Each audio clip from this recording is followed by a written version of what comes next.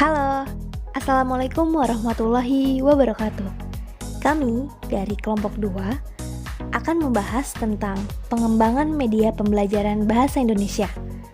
Kelompok kami beranggotakan Noni Fitriani dengan NIM belakang 46, Dini Nur Aprilianti dengan NIM belakang 47, Farizal Oktaviansyah dengan NIM belakang 51, Aura Nur Azahra dengan NIM belakang 54, dan Fatma Hamidah dengan NIM belakang 62.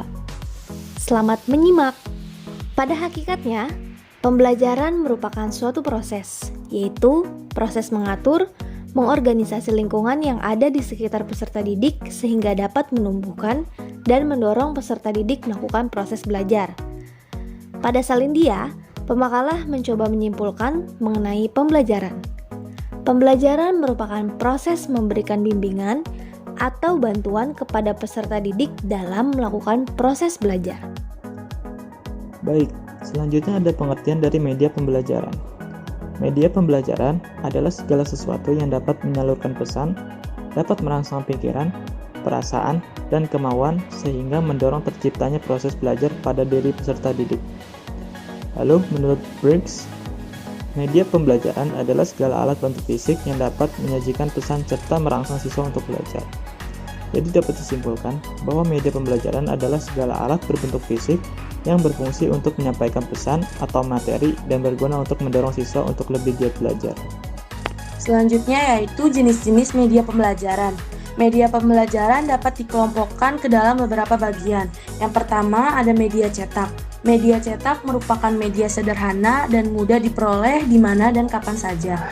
Media ini juga dapat dibeli dengan biaya yang relatif murah dan dapat dijangkau pada toko-toko terdekat, seperti buku, brosur, leaflet, modul, lembar kerja siswa, dan handout, termasuk bagian-bagian dari media cetak. Yang kedua ada media pameran atau display. Seperti halnya media cetak, media pameran ini bermacam-macam jenisnya, seperti benda nyata dan benda tiruan. Benda nyata sering dilihat sebagai media tersendiri karena jumlahnya yang sangat banyak. Selanjutnya ada media audio. Media audio adalah jenis media yang digunakan dalam proses pembelajaran dengan hanya melibatkan indera pendengaran peserta didik. Indera pendengaran sangat efektif memproses informasi yang diperoleh dari sumber-sumber informasi. Berbeda dengan media grafis, media audio berkaitan dengan indera pendengaran. Pesan yang ingin disampaikan dituangkan ke dalam lambang-lambang auditif, baik verbal ke dalam kata-kata lisan maupun non-verbal. Ada beberapa jenis media yang dapat dikelompokkan dalam media audio, antara lain radio, alat perekam pita magnetik, piringan hitam, laboratorium bahasa. Dalam berkembangnya media audio berubah sesuai dengan kemajuan teknologi. Selanjutnya ada media visual. Secara garis besar, media visual dapat dibagi menjadi dua komponen, yakni media visual yang non-projected dan projected. Media visual non-projector mencakup gambar, tabel, grafik, poster, dan karton. Media visual tersebut dapat menerjemahkan ide-ide yang abstrak ke dalam suatu format yang realistik, dari simbol-simbol verbal ke dalam bentuk yang konkret dan dapat diperoleh dengan mudah walaupun menggunakan biaya yang relatif mahal, tetapi dibutuhkan kreativitas untuk merancang, mengembangkan, dan memanipulasinya sesuai dengan kebutuhan peserta didik. Sedangkan yang termasuk ke dalam media visual projected adalah kamera, OHP, slide gambar digital atau CD-ROM, foto CD, DVD-ROM, dan disket komputer. Dan yang terakhir, gambar proyeksi digital yang didesain untuk digunakan dengan perangkat lunak presentasi grafik seperti panel proyeksi, liquid, crystal display, atau LCD yang dihubungkan dengan komputer ke layar. Selanjutnya ada media video. Kata video berasal dari bahasa Latin yang berarti saya melihat. Semua format media elektronik yang menggunakan gambar bergerak untuk menyampaikan pesan dapat disebut dengan video. Video adalah gambar yang bergerak yang direkam pada tape atau CD yang setiap bentuknya berbeda ukurannya bentuknya, kecepatannya, metode perekaman, dan mekanisme kerjanya. Selanjutnya ada multimedia. Multimedia adalah penggabungan penggunaan teks, gambar, animasi, foto, video, dan suara untuk menyajikan informasi. Multimedia merupakan produk teknologi mutakhir yang bersifat digital. Media ini mampu memberikan pengalaman belajar yang kaya dengan berbagai kreativitas.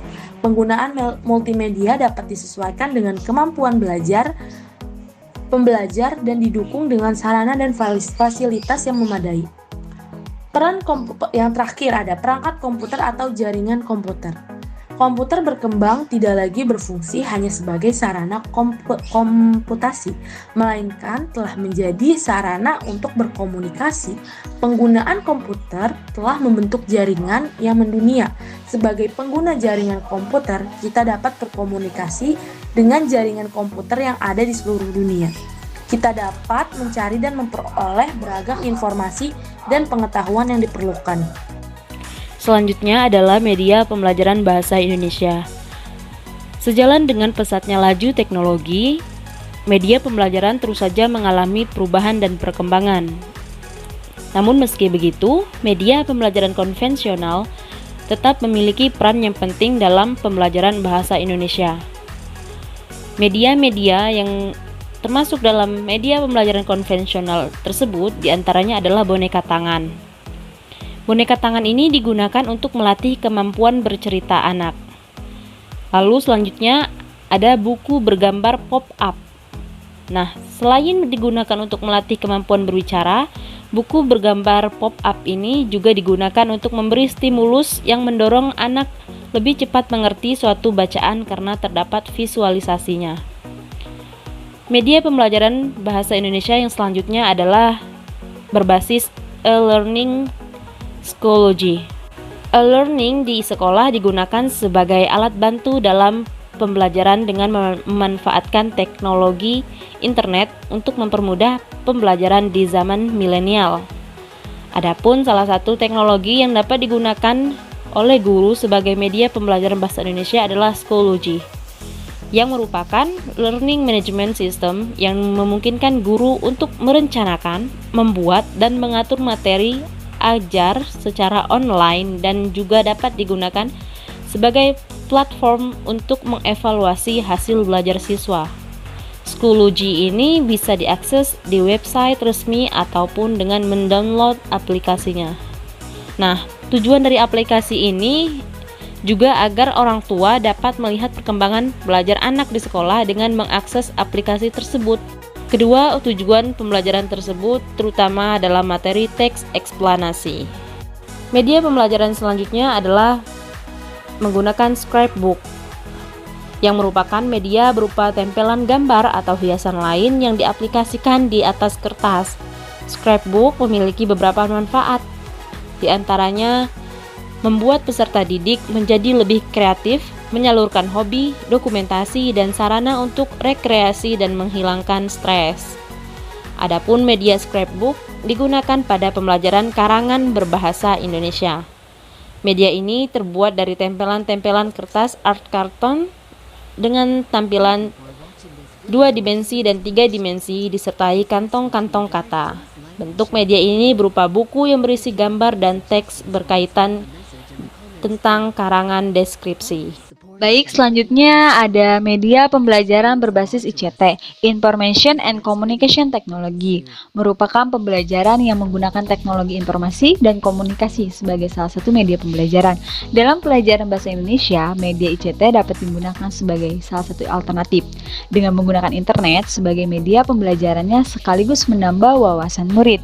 Selanjutnya yaitu ada media pembelajaran audio visual dan aplikasi Bambi.